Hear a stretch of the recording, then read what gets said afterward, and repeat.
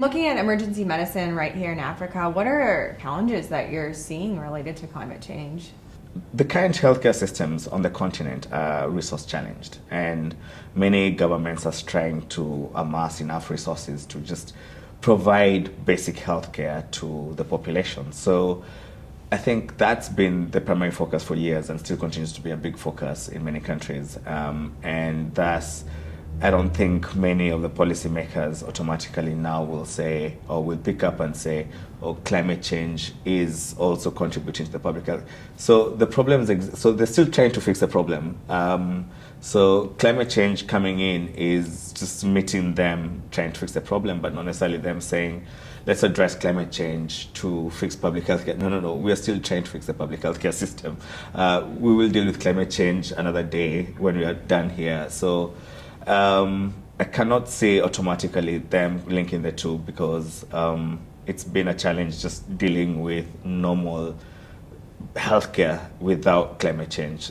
And with climate change, there's been flooding, there's been storms and drought also, which leads to many people seeking care in the emergency department, to the emergency department, as most emergency centers are the first point of contact in any hospital.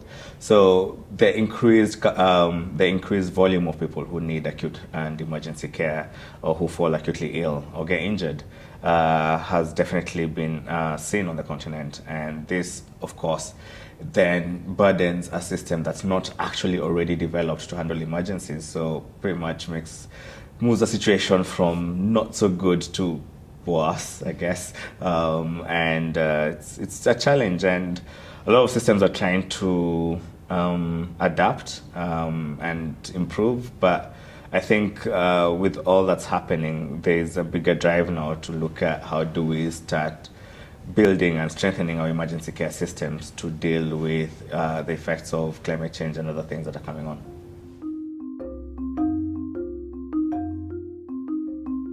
When it comes to climate change, what are some of the things you're seeing in Kenya and elsewhere? I work in conflict areas or war-torn countries.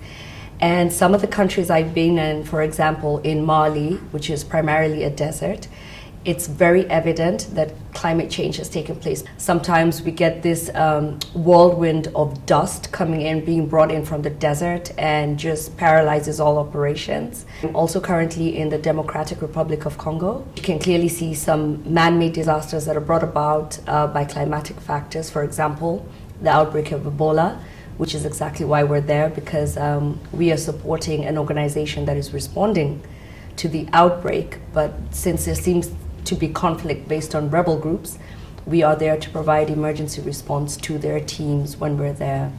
We work as humanitarians in order to be able to save life and to give aid. But at the same time, we are very limited to begin to introduce a subject like climate change because it's not a priority for the beneficiaries or the hosts who we were serving.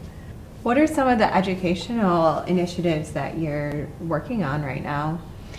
Well, right now we're working on a nursing induction booklet, and this is for the novice nurse or the fresh nurse coming to the ED. And in this, we're trying to encourage and teach nurses not only on emergency nursing or the principles of emergency nursing, but as well as on our page 1 and 2, we do ask them to be aware of the environment.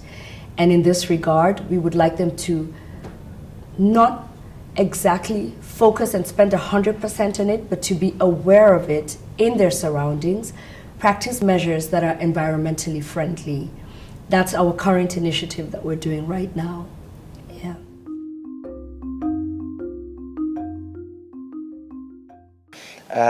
We've had horrendous fires in the Western Cape, which is directly related to the high temperatures.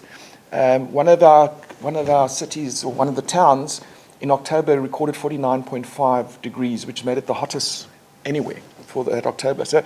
So all this hot, dry areas, massive fires, in one little coastal town, over 900 houses gone. We've had to evacuate the hospital and move the whole hospital to a sports ground where literally the female ward was in the squash court and this one was in, et cetera, et cetera. And there's just too much happening at once now. I think we all thought climate change is going to impact us or impact my children and their children's children. Well, I've got a heck of a lot busier the last couple of years, and I'm saying, guys, it's now. It's not something we still have to wait for. The one thing I do want to get out immediately is to say, let's not talk about drought, let's talk about climate change, because our dams have been dropping and our annual rainfall has been dropping since 1993, fairly significantly by about 30%, and it constantly goes down. So sure, how do we run a health department without water? Can you tell us a little bit about the policies related to climate change? Yeah, I must say I'm very proud that the Western Cape government's really kind of taken a view that they need to do something to make sure that we can address climate change, and to the point that the University of Cape Town and the Department of Health, Western Cape Department of Health, have put into their documentation now that every single new policy needs to have a look at climate change as an entity. So obviously some of the policies is not going to be applicable, but every single policy. So as an example, we shifted into a new building recently, a new office block for health, completely self-sufficient, from electricity, from water supply, etc. What positive news can we take away from things like the water crisis and the wildfires right here? Yeah, so I'm always blown away by the resilience of health workers, and with this crisis, even the resilience of our citizens, the all-citizen approach. They knew there's no one else that's going to help us. We can only help ourselves. And the hospital staff were and still are tremendous in the way they try and do these things. They've taken ownership of it. The government's taken ownership of it, and hopefully this will make my life a little bit easier into the future. And I think a lot of leaders in the country, in other provinces, in the world, please take the opportunity now to believe it's real. People could argue, those that don't want to believe climate change could argue and say, show us the research, show us the stuff. Well, the longer it takes to do the research, the more time we're losing to do something that can save our continent and the planet.